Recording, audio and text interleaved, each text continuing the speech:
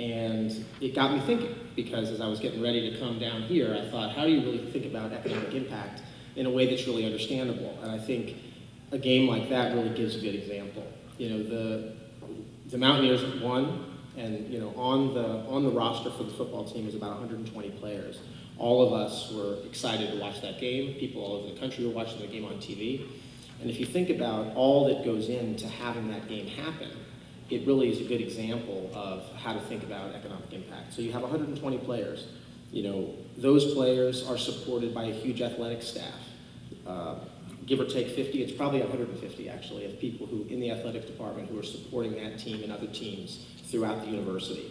You have a capacity at the stadium for 60,000 fans. You have people watching all over the country on cable TV. And so as you think about that game and other games, how many t-shirts and jerseys were sold this year with West Virginia University's logo? How many beers and sodas and food were sold at the game, maybe sold at the bars in Morgantown? How much security staff was working? How about all the police that were out on the street after the game? All of these people and services support those 120 players. And if you think of that as an example, it really gives you a good analogy of what I'm going to talk about today, which is how do you think about the impact of what seems like one event turns into many secondary events. So I don't need to tell this group about the impact of shale gas. The region is obviously growing tremendously. What's most interesting is really the growth itself. I've worked in the oil and gas business and energy in general my whole career, and when you look at just the sheer growth from 10 years ago in gas production from this region, well doubled and is on its way to almost tripling in the future. We're going to hear from Jim Cruz and others in a little while about the Appalachian Storage Hub and how important that is for the region in terms of NGL storage, and that's because there's just so many natural gas liquids that are coming out of these prolific wells, and those are all the primary impact. You have huge production, you have huge resource, and that resource is the driver for a lot of downstream investments. This is just a review. When you think about petrochemicals, a lot of people don't truly realize the tremendous opportunity that petrochemicals provide when you have a lot of natural gas and a lot of NGL. So I like to use this graph because it gives a very easily understood way to think about these products.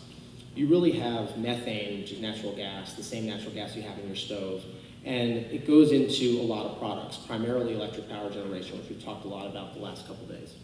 But you also have ammonia, you have methanol, you have liquid natural gas that can be used for local transportation. It can also be exported out of places like Cove Point and out of places like the Houston Ship Channel for international consumption. You have gas to liquids that turn gas into liquid transportation fuel. You have all kinds of other industrial uses. We just heard about CHP and the importance of combined heat and power, taking gas, making power, but also making steam and hot water for use in industrial processes. But what's special about the Marcellus and Utica area is the natural gas liquids. Not all gas has that natural gas liquids. And when you have ethane and propane and butane and natural gasoline, you can create all these other products that come out of ethylene and propylene and butadiene.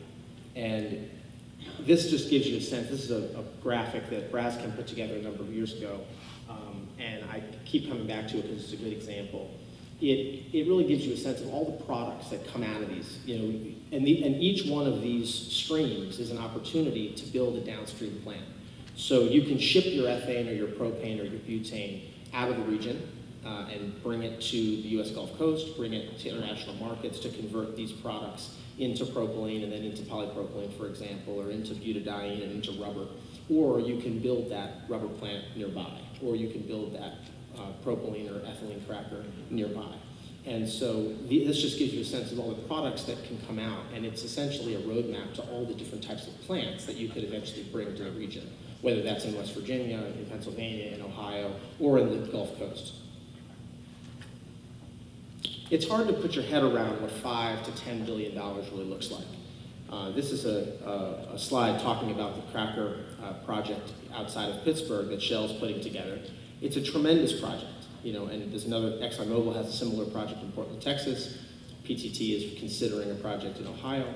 And these projects are just massive. There are thousands of people working tirelessly for years to put that project into operation. You have a construction crew of thousands of new construction jobs for at least a 3 to 5 year period. But then you have a long-term operation where you have hundreds of people, highly skilled, who are going to work in this plant and be able to bring not only their skill, but also their disposable income to the communities all around us. And so when you think about a project that large, you can think about it as a catalyst that really is the beginning of a ripple effect. And that's what I'm going to talk about today. It's important when a region thinks about how do they capture the growth. How does West Virginia, how does Pittsburgh, how does Eastern Ohio capture this tremendous growth that's going to happen? Because you obviously have, and you really have two phases of the project. And I think to be able to think about the project as a local company, you have to understand where you are in the life cycle of the project and then see how your service or your product can fit into that life cycle. Because this is a huge ship. It's very difficult to move, a tremendous ship. So you have to follow the ship instead of trying to impact that course, and just understand where your service or where your product can fit into the phases. You have a 3 to 5 year facility site selection, permitting, and construction phase. In the case of this cracker outside of Pittsburgh for Shell, they're well into that process. They've selected their site, they've done a lot of the site work, and they're now beginning above ground construction. So they're probably 2 to 3 years into their 5 year cycle. In their case, it'll probably be a 6 or 7 year cycle, because they took a while in terms of their site selection. But when you think about that first phase, you have tremendous employment locally and regionally for construction, for site work, and you have things like engineering services, civil, mechanical, earthworks, concrete, rebar, things that go into the development of a huge, massive, couple 100-acre site. I don't know if you guys have been to that facility, but if you have a chance, you should certainly tour it. It's really a work to see. It's a tremendous facility on the river, and when you think about just the sheer amount of concrete and rebar that's required to put that together, the amount of aggregate that it pulls from the entire region. So every contractor who deals in that business has an opportunity to participate, and it's a matter of how that business can be in touch with Shell and the subcontractors there to participate. But you also have other services. When you think about what's going on at that site, you have 6,000 people showing up every day. And that really, it's almost like a small town showing up for work each morning. So if you think about all the services that have to go into that, to feeding that town, to servicing that town, those are all opportunities for the region. And I'm going to get more into that in a little while. And after you finish construction and you commission and begin the plant, you then have a 30-plus year operation. This is probably a 50-year asset. And so this becomes an engine for growth for the whole region for all of our lifetimes. You have hundreds of people working there. You have needs for maintenance services, need for parts fabrication, spare parts, warehousing, logistics, rail, barge, trucking, food service, hotels, housing. These are all things that go into hosting these hundreds of new workers who on average earn above the average wage of the region. So they're going to have more disposable income than average, which means they're going to buy nicer houses, they're going to buy cars, they're going to buy jewelry, they're going to go out to dinner more often. And all of those things, while they sound small, when you multiply them by hundreds of workers over a 30-year period, it grows an entire region. And that, again, is an opportunity to think about how can local and regional businesses participate in that growth in their way. And you really do think about it as a ripple effect. This slide just talks in a little more detail about that construction phase. So you have the primary impact, that stone in the water, which is the cracker project itself. And in it, each morning, you have 6,000 people showing up for work. You have to feed those people, you have to transport those people, they have to park somewhere. You have to think about where their laundry services are going to be, where their food service is going to come from, where even think farther downstream of all the health care that's required, for example. You have all these people coming, someone's going to get injured, their wife's going to get sick, people are going to move their families to town, there's going to be children, there's going to be an impact on the school, there's going to be an impact on how many teachers you need in the public schools in that region. So these are secondary and tertiary impacts that are both challenges and opportunities for the communities that surround that particular project outside of Pittsburgh. So that affects northern West Virginia. It affects the northern panhandle. It affects probably 100, 120 mile radius from Monaca, Pennsylvania. And so I think as we all think about how our businesses and our companies can participate, you want to see where can you fit into this labyrinth of services that are going to be necessary. Even if you're not the primary engineering firm, maybe the engineering firm's coming from Houston. It doesn't mean that your firm may not have an opportunity to participate in other parts of the project that may not be directly with Shell. The same is true for the long term in terms of the opportunity for the 30-plus year operations phase. You have 400, 500, 600 high-wage workers that are coming to the area. As I mentioned, they're going to earn between 1.5 and 2 times the average regional wage. So that means they have more disposable income. They're going to buy more services than average. They're going to buy more products than average. You're going to see more research and development coming to the area. You have an opportunity for regional real estate. So if a company, if you're a housing broker outside of Pittsburgh or even in Wheeling, you're going to see a lot of people looking for new homes. You're going to see a lot of commissions to those real estate agents who are then going to spend that money on new cars and on new services. And so you see ripple effects throughout the economy that it's important to understand. You're also going to see a lot of new arts and entertainment. You're going to see new charitable contributions to regional nonprofits. And it's opportunities for regional organizations to now tap this new source of wealth and employment in the region. And all of us can think about how our organization can participate. And then you also have radiating impacts that go far beyond the immediate vicinity. So you have opportunities to think about certain sectors that are generally going to grow at a faster rate for large construction projects. And in general, wholesale trade is an area that is a sector that grows a lot for these kinds of products. If you think about someone that trades in aggregate, that trades in different raw materials and parts and service, all of those businesses tend to grow higher than average for these types of projects. And they also tend to be businesses that are locally owned. Small business, which is defined as companies with fewer than 20 employees, they are concentrated in professional services and retail trade and construction. So it's a particularly important opportunity for smaller businesses, and I think that's something that's often overlooked in this conversation. We talk about the large engineering firms that are coming from around the country, around the world to invest in these projects, but all of the professional services, attorneys, accountants, people that are necessary at the base level favor local business, and so it's an opportunity for the region far beyond West Virginia to participate into the Midwest, as far east as Boston, to really play a role in these types of projects. And I'm going to go through a few examples.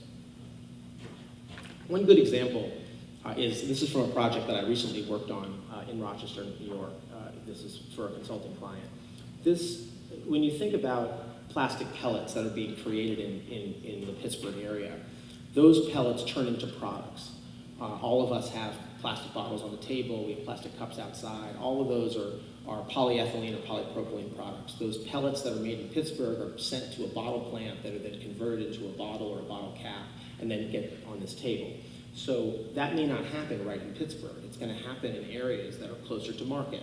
So if you're a trash can manufacturer or you're someone who makes a computer case for someone's laptop, you want that to be as close to the consumer market as possible. So the East Coast is a huge concentration of consumers.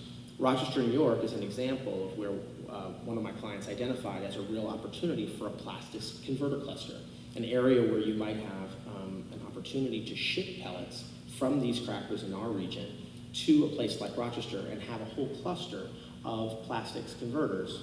Converters are companies that would make the bottle caps or make the computer cases, so they can then be close to market. And we're going to see clustering of and those sorts of opportunities become important because as we have more plastic pellets available in the Northeast, we're going to see displacement from pellets that are currently made in the Houston area that have to be shipped here by rail. The fact that you're 2 days closer by rail from Pittsburgh to Rochester than from Houston to Rochester means that you're going to start to see displacement and cost savings on the East Coast, which means more business for our region in terms of the plastic pellets and more opportunities for new plants. So those are the types of opportunities where in the general region we can look at industrial parks that might lend themselves geographically to these types of clusters. This is just one example. I was talking to the owner of Trimodal Terminal in Fallonsby, West Virginia just yesterday outside, and this is an example of the type of immediate opportunity during the construction phase that would be interesting. So, here you have a former steel plant, industrial park in Fountainville, West Virginia, on the river that's well positioned to do staging, for example, for construction materials. They already have a FERC-approved yard for pipe there, for example. They have a number of lease customers on that property. And this is just one example of where you might take that, leverage its location along the river to ship in large bulk materials, to ship in long lead items, large equipment that needs staging for when it's actually going to be put into construction. A lot of terminals like this can be put into use in the region during that 3 to 5 year construction phase, so that that income then is generated for the terminal, obviously generated for the workers at that terminal, and you now see a downstream impact during the construction phase. That's just one example.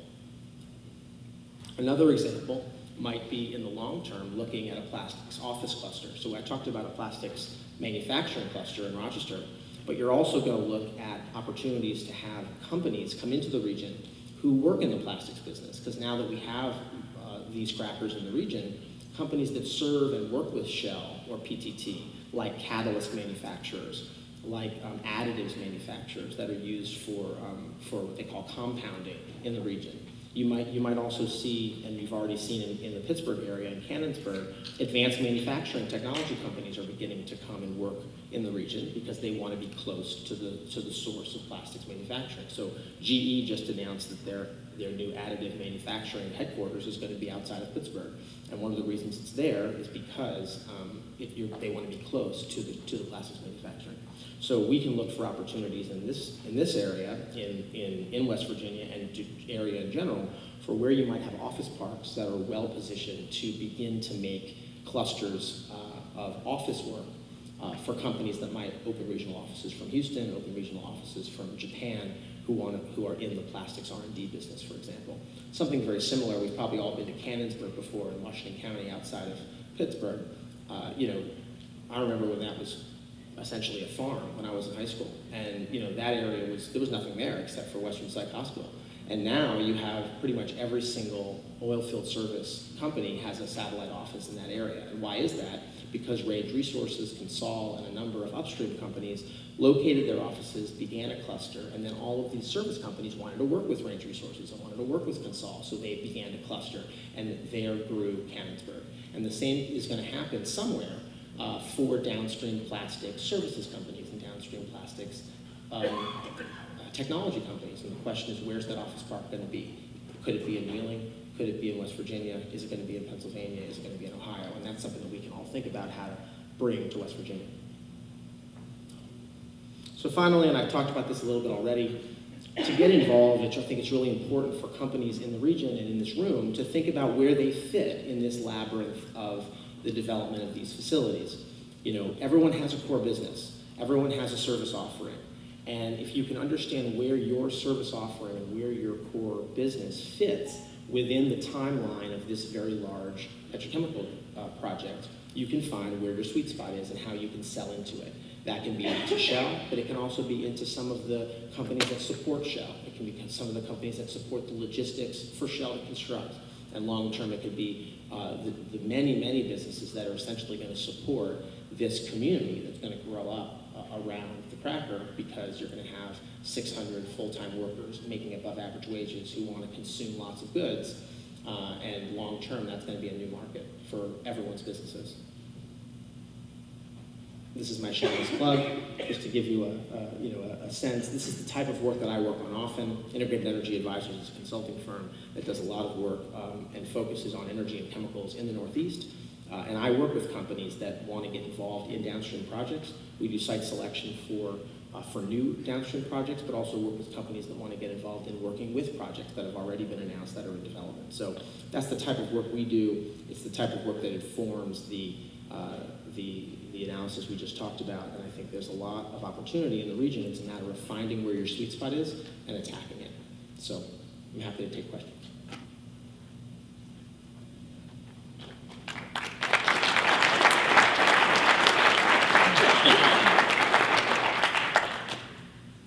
Any questions?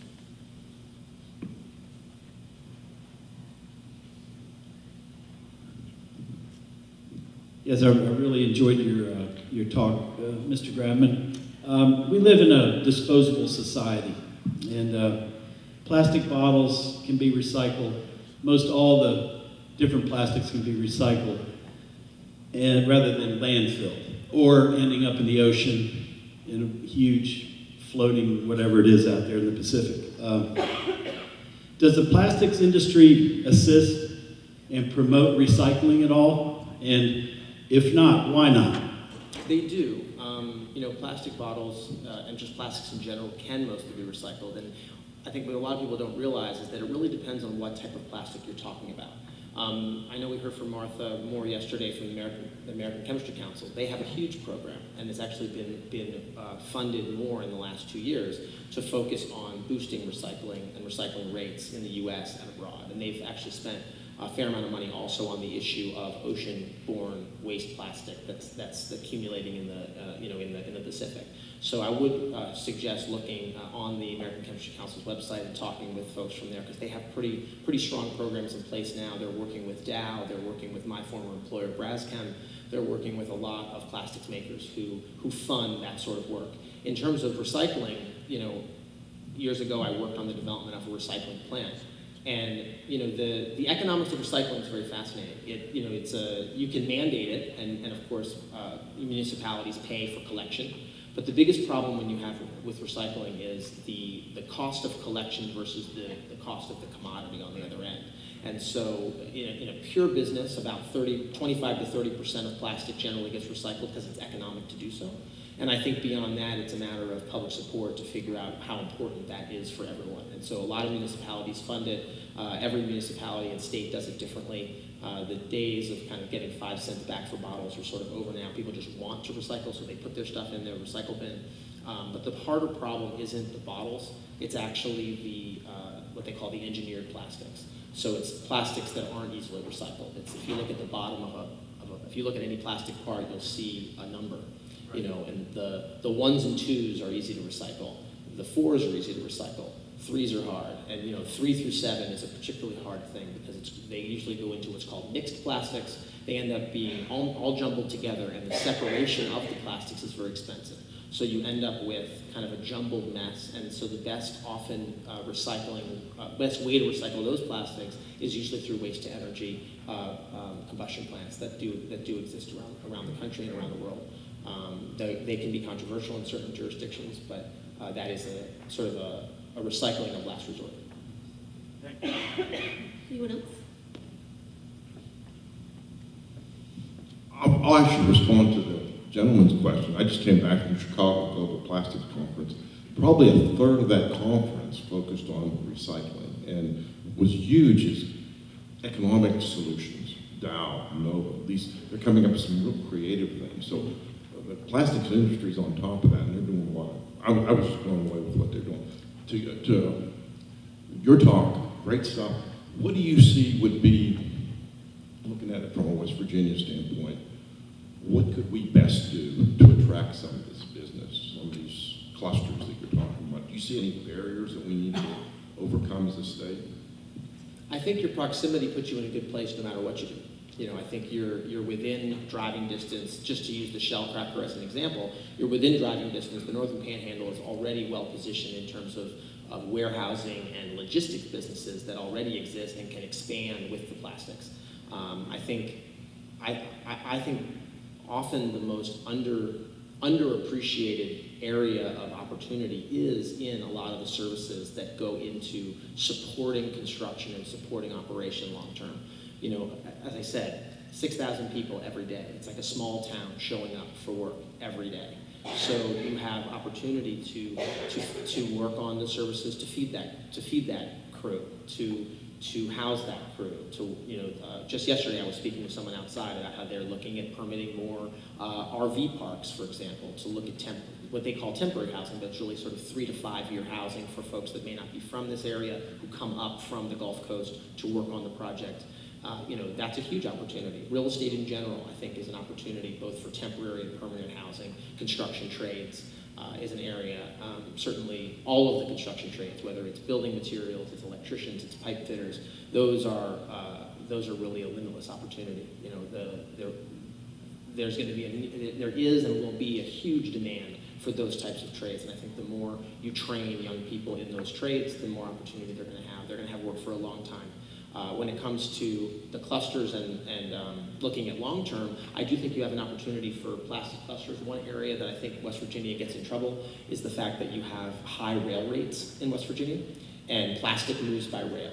So when you look at converters, for example, companies that might want to make plastic parts, you're in an area that has it's a lower, at least the western part of the state, there's lower population density and high rail rates. If you're on the eastern part of the state, toward Washington, D.C., I think that's an opportunity to look at plastics converter clusters because you're close to the East Coast consumer market, and you can probably truck or rail the product in for conversion. I do think there's an opportunity, the fact that you have the National Energy Lab here is definitely, and all the great work being done at West Virginia University and Marshall, there's no reason why you couldn't try to attract and cluster technology companies who are focused on energy technology, because that's something that West Virginia excels in. It's something that you're growing at West Virginia University, and there's no reason why you couldn't try to attract that. You'll be competing with Penn State, who has a large plastics program in Penn State Erie, and I think that the plastics packaging program, which is something that they do research on, but it's an area that you might consider expanding at WVU. We have one last question. Gideon, your bio says you were actively involved in the Braskem site. What's the status of that project, and is the location still as good as it once was? I was once involved with that project. I don't work for Braskem anymore, so I don't have any new information on that project. I can tell you I still believe it's one of the best sites in the country for a project of that type. I worked on the site selection for that facility. We looked at sites in Pennsylvania, West Virginia, and Ohio. The site is still owned by Braskem. My understanding, anecdotally, is it's still available. Unfortunately, I don't have any more information than that. But I can give you who to call if you'd like. All right, thanks, Gideon.